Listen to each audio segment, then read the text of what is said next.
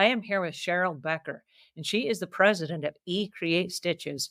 And I was really excited when I heard about this concept because when I grew up, I was going to be a seamstress. And I didn't. I turned into a cleaning lady instead. Not quite my dream, but Cheryl is living my dream. And I've got so many questions. So back in high school, I created my own clothing. And then when I would go to high school, there were students that would buy or barter my clothing because I had one of a kind clothing. And I got some really nice designer clothing because I got their clothes and they got mine. And then I moved out into the real world and I got a job and I stopped sewing and I miss it so much. But then here's Cheryl. And not only is she a seamstress, but she's got 5 kids. So I want to know, how do you stay clutter free and how do you stay organized and run a business and a household and all the things? So please welcome Cheryl Becker. I have some questions about sewing because in the back of my mind, I know in the back of my mind what happened when I sewed. Now, my mother was a seamstress and my grandmother was a seamstress. And so growing up in a large family, I'm one of 19 and my mother was the second oldest of 16. And we made a lot of homemade clothing because it was out of necessity. At the time, we could not afford clothing.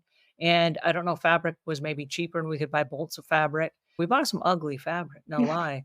But then we made some inexpensive clothing. And then my mother was one of those mothers that made everybody in the family matching clothes.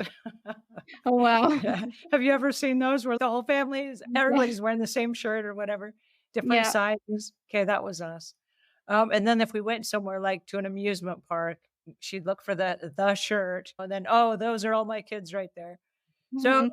there were bolts of fabric, and they were stashed in lots of different places around the house. And we had bolts of fabric, kind of like wherever they would fit. There were sewing bobbins that would pop up in every drawer of the house. There would be sewing scissors, and then there would be like household paper scissors.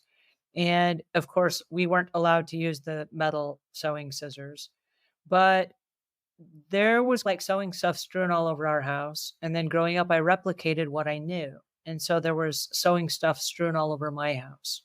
Tell me about your house and your setup and how it works in your situation. Yes, I just have one daughter, so we don't need quite that many bolts of fabric, right?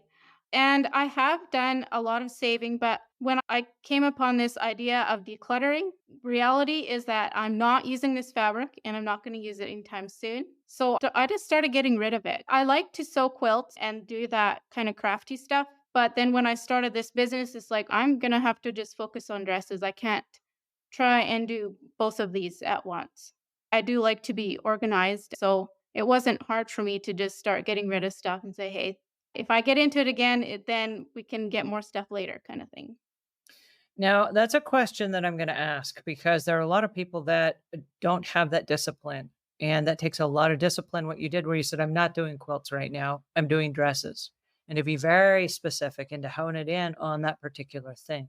Lots of people don't have that discipline. What advice would you give them to get to a point that's closer to where you are, where they're like, hey, I'm not going to do that anytime soon. And the world has more fabric if I need it. Well, I like the thought of what part of the hobby or what area makes you the most enthused or the most excited. And then to just focus in on that because if that's the one that makes you the happiest, then that's what you know you can just focus on that.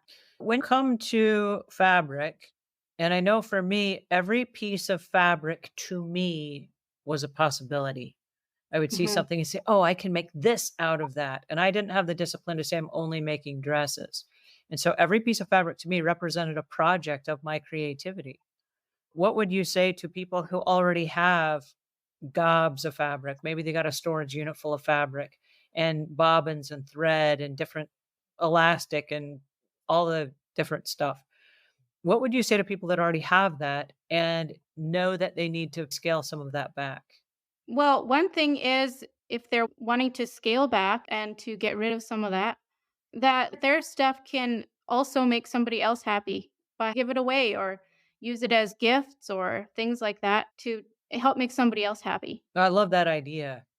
I had to have that honest conversation with myself, and I had to get rid of a lot of the fabric because the older I got, the more my priorities changed. I didn't love sewing any less, and it didn't negate that part of my life. I still love to sew to this day. If you leave me alone right now and time is no object and I'm completely by myself, I don't go sit at my sewing machine anymore. I go and I sit at the computer and I write books. And so for me, my priorities and my interests have shifted. And you just made a really interesting point about what are you most enthused about? And because I have commitments and I have deadlines and I have other things I'm working on, as much as I love to sew, and I want to highlight the fact that I still love to sew. Okay. And every piece of fabric to me still represents opportunity and missed craft projects. But because that's not where my focus is right now, and like you said, into the future, for the next 3 or 4 years, am I going to sew? The answer is no, absolutely not. That is not going to happen.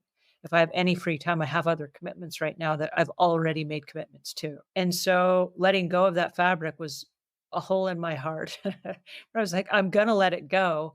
But here's the reason why I don't want to store it.